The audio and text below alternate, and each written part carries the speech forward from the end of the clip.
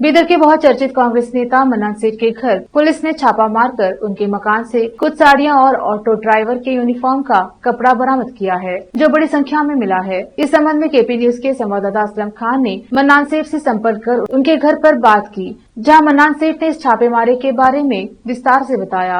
यह अचानक छापेमारी की खबर शहर में फैलते ही लोगों ने मुद्दे को जानने का प्रयास किया। कल रात जब छापा मारा गया तब मन्नान सेठ शहर में नहीं थे, वह दिल्ली में थे, लेकिन वह आज तुरंत बीदर पहुंचे। संवाददाता असलम खान और कैमरामैन संतोष का कवरेज।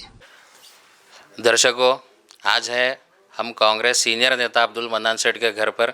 कल रात से ये अफवाह चल रही है कि अब्दुल मन्नान सेठ के घर पर जो है पुलिस ने छापा मारा है। इस छापेमारी की वजह क्या है, ये जानने के लिए आज हम अब्दुल मन्नान सेठ के घर पर हैं। इनसे बात करेंगे कि इसकी वजह क्या है। लोगों में काफ़ी ये इसके प्रति जो है दिलचस्पी बढ़ गई है। सब लोग ये जानना चाह रहे हैं कि आखिर ऐसी कौन सी वजह है जिससे जो है पुलिस ने मन्नान सेठ के घर पर छापा मारा है। वो ऐसा कौन सा काम कर रहे थे, तो चलिए इनसे जानते हैं। सर, आपका बहुत बहुत स्वागत है हमारे चैनल में। सर, जिस वक्त जो है कल से ये अफवाह चल रही है कि आपके घर पर छापा पड़ा है, तो आप कहाँ थे सर उस वक्त? जी, कल रात 1:30 बजे करीब मैं दिल्ली में था और मैं आराम कर रहा था, सो रहा था। तो बीदर के police inspector, town police inspector का फ़ोन आया मुझे। वो हमारी गेट के सामने जो हमारी कार खड़ी रहती है, कार में कुछ सामान है, हमको कुछ कंप्लेंट मिला है, हमको देखना है, ये कहकर फ़ोन किए थे। मैं बोला मैं दिल्ली में हूँ। तो उन्होंने कहा कोई घर पे है क्या? तो मैं बोला हमारा बेटा है अब्दुल गनी, वो तो उनसे कहिए कि वो हमको कोऑपरेट करें, उसके कुंजी, कार की कुंजी लाके खोलें उसको। तो थोड़ी देर के बाद हमारा बच्चा अब्दुल गनी कार की कुंजी लाके खोल के दिखाया। उसके अंदर कुछ साड़ी रखे हुए थे, हमारे एक 70-80 साड़ियाँ रखे हुए थे। बाद में क्या किए, नहीं आप लोग साड़ी बहुत बांटे हैं, वो हम कितने साड़ियाँ हैं कहाँ हम देखते। तो लाके हमारे ऑफिस में कुछ साड़ीज़ के बंडल्स वगैरह रखे हुए थे, हम देहातों में बांटने के लिए। और ख़ास तौर पे रमज़ान शुरू हो रहा था, रमज़ान में कुछ हमारे स्लम एरियाज़ हैं, फैज़पुरा, मुल्तानी कॉलोनी और दीगर चिदरी महलूर वगैरह में बांटने का मेरा इरादा था। मैं कुछ ला के रखा था और कुछ मंगवाना था, ऑर्डर भी देना था।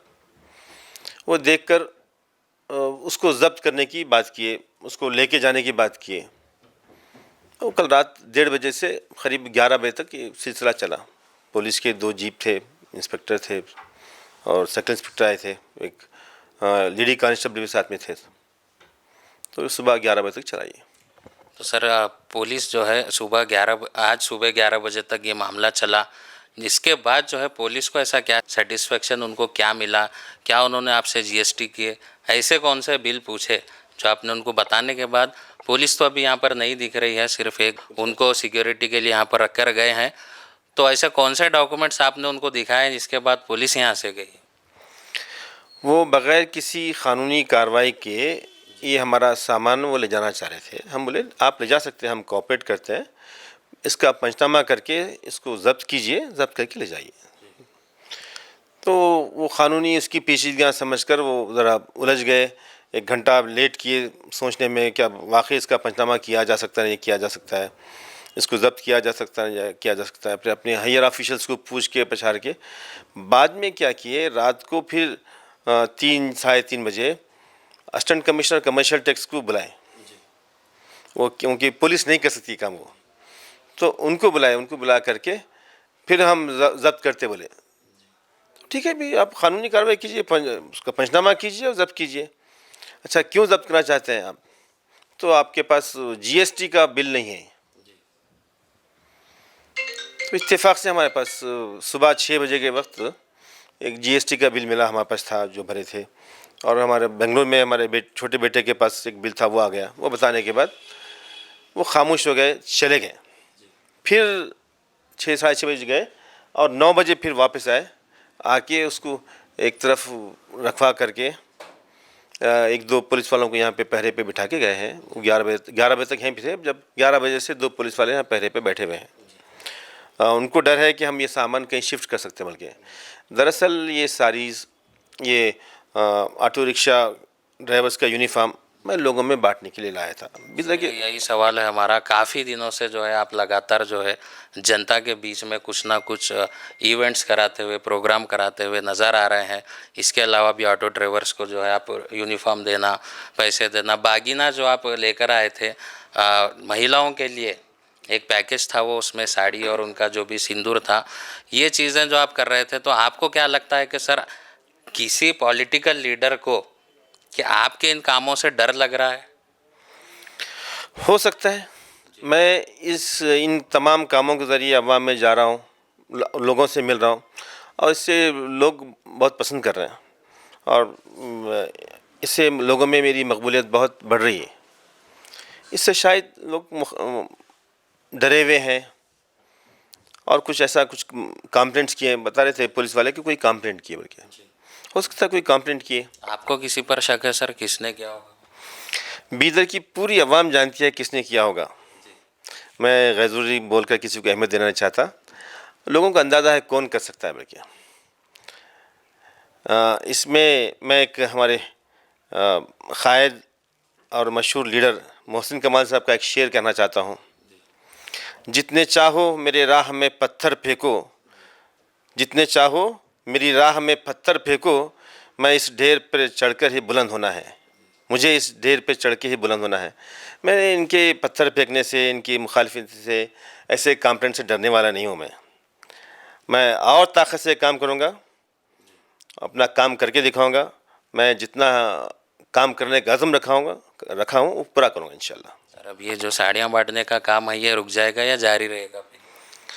कल तक मुझे क्लैरिफिकेशन मिलता पुलिस डिपार्टमेंट से। जैसे क्लैरिफिकेशन मिला मैं फिर काम जारी रखूँगा इंशाल्लाह। सर इसके अलावा सर आप क्या ये बता सकते हैं कि वो आप बोल रहे हैं कि सारी जनता जानती है, कौन है सर वो सारी जनता जानती है ऐसा जो आपके पीछे पड़े हैं? मेरे पीछे पड़ने की वो हिम्मत नहीं है, मगर अब एक कोशिश कर रहे हैं ऐसा मुझे दबाने की, मुझे कमज़ोर करने की, मुझे पस्त हिम्मत करने की। मगर ऐसा है, मुझे जितना दबाएंगे मैं उतनी ताकत से उभरूँगा।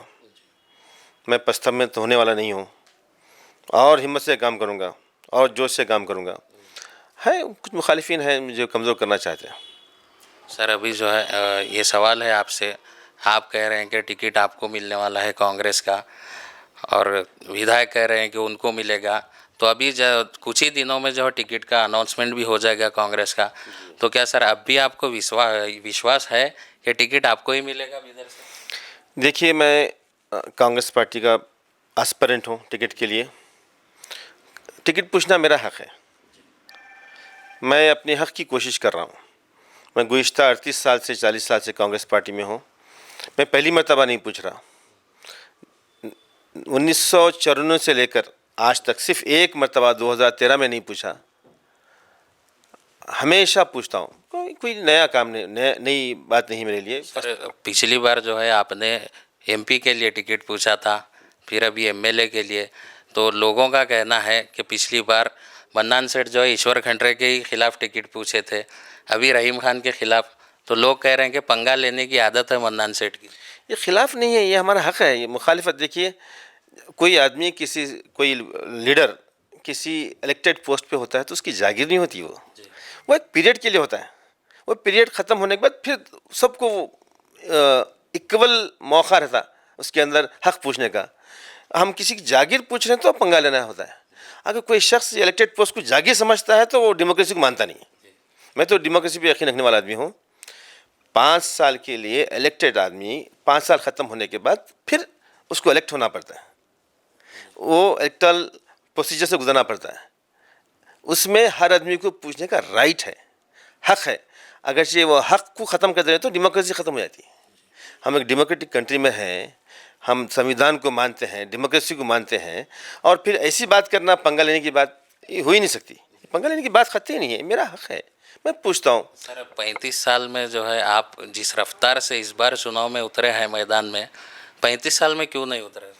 देखिए, जब कभी भी मौका होता है आदमी को अच्छी ताकत से पूछना होता है। इस मतलब मुझे लगा कि अब अच्छा मौका है, क्योंकि एंटी इनकम्बेंसी बहुत ज़्यादा है मौजूदा एमएलए के लिए, तो उसका फ़ायदा लिया जा सकता है। और मैं भी एक मरतबा पूरी ताकत लगाने का सोचा और लगाया हूँ। इतना सब कुछ करने के बाद भी फिर भी अगर टिकट नहीं मिलता है, अब इस मर्तबा तो पुलिस का छापा भी पड़ा है, क्या मन्नान सेठ ऐसे क्रोध में है क्या पार्टी छोड़कर दूसरी पार्टी में चले जाएंगे? देखिए, टिकट मिलना अलग बात है, मगर कोशिश करना मेरा हक है और मैं मानता हूँ और पूरी कोशिश करता हूँ। कोशिश पूरी करने के बाद, कोशिश में कोई कसर नहीं कर रखने के बाद भी अगर नहीं होता है तो कहीं ना कहीं अल्लाह नहीं चाहता मुझे देना, मेरा यह यकीन है।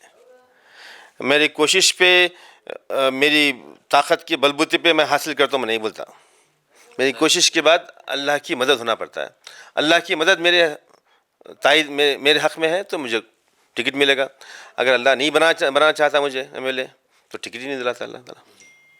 सर एक और लास्ट सवाल है आपसे, वाइब होटल में जो आपने मीटिंग की थी, हाई प्रोफाइल मीटिंग जो हुई थी, एमआईएम के जो वहाँ पर नेता आए थे उनसे हमने सवाल किया तो उन्होंने कहा था कि मिस इन्फॉर्मेशन देकर हमको वहाँ पर बुलाया था, तो आप ही उसके ऑर्गेनाइज़र थे सर, क्या आपने मिस इन्फॉर्मेशन दी थी उन लोगों को? देखिए, मैं ऑर्गेनाइज़र नहीं था उसका। बीदर को के रहमान खान साहब एक वक्फ के ऊपर एक कन्वेंशन था, उसको एड्रेस करने के लिए आए थे और वो वाइब होटल में ठहरे हुए थे। बीदर के कई लोग उनसे मिलना चाह रहे थे और मिलने के लिए आए। और इतना है, बीदर में आ रहे हैं, रहमान खान साहब आ रहे हैं, क्या बोलते जी आ रहे हैं, वो इत्तला दी, मैं बराबर दी हूँ, जो मुझे पूछा है उसको इत्तला दिया हूँ। लोग इतने ज़्यादा आ गए क्योंकि लोगों को बीदर में एक यहाँ के मौजूदा एमएलए को लेकर कुछ नाराज़गी वगैरह है, तो बहुत से लोग मिलने आए। मिलने आकर उनसे सवालात किए। मीटिंग अचानक हो गई मीटिंग, वो कोई प्लान नहीं था उसका। आपके कोई पार्टी के सीनियर नेता, ये खबर मिलने के बाद आपके घर पर छापा पड़ा है, किसी ने आपको कॉल कर आपसे बात की, जैसे आपके वर्किंग प्रेसिडेंट है ईश्वर खंडरे जी है, इनसे आपकी बात हुई? जी, कुछ लोग मेरे को फ़ोन करके पूछे हैं, मगर उतना बड़ा छापा इनकम टैक्स का वगैरह का तो छापा नहीं है, पुलिस वालों का छापा है और शायद इसकी ज़्यादा तशहीर भी नहीं हुई है, ज़्यादा कन्नड़ मीडिया में पेपर में वगैरह नहीं आया, खाली हमारे हलकों में ज़्यादा आम हुई बात, इसलिए नहीं कोई फ़ोन नहीं आया, छोटी बात है। एक ख़ास संदेश जनता को बीदर की जो मन्नान सेठ देना चाहेंगे हमारे चैनल के माध्यम से? देखिए, डेमोक्रेसी को बाकी रखना है, जमहूरियत को बाकी रखना है, तो जमहूरियत के उसूलों को के हम पाबंद रहना चाहिए। और जमहूरियत के उसूलों में सिर्फ वोट लेना ही उसूल नहीं है। वो वोट कितने दिन के लिए होता है, इलेक्शन कितने दिन के लिए होता है, और उसका पीरियड ख़त्म होने के बाद फिर से उसके प्रोसेस से गुजारा जाता है, फिर नॉमिनेशन डालना, उसके अंदर कोई भी आदमी दूसरा आदमी नॉमिनेशन डाल सकता है, इसको कोई रोक नहीं सकता। मतलब इसमें आज़ादी है किसी को भी हिस्सा लेने की, नहीं कोई उसके अंदर जाना नहीं, पूछना नहीं। अगर ये पूछ लिया तो पंगा ले रहा समझना, ये डेमोक्रेसी के ख़िलाफ़ बात है, ये बात नहीं होना चाहिए। बहुत बहुत धन्यवाद सर। मन्नान सेठ का कहना है कि अवाम में इनकी मकबूलियत को देखकर इन पर रोक लगाने की कोशिश की जा रही है और इसके पीछे किसका हाथ है ये इनको पता है, लेकिन ये बता नहीं रहे हैं। खैर वो भी खुलकर आ जाएगा जनता के सामने। तो इसी तरह की खबरें जानने के लिए देखते रहिए हमारे चैनल के पी न्यूज़ 24x7। मैं असलम खान, कैमरामैन संतोष कुमार के साथ। धन्यवाद।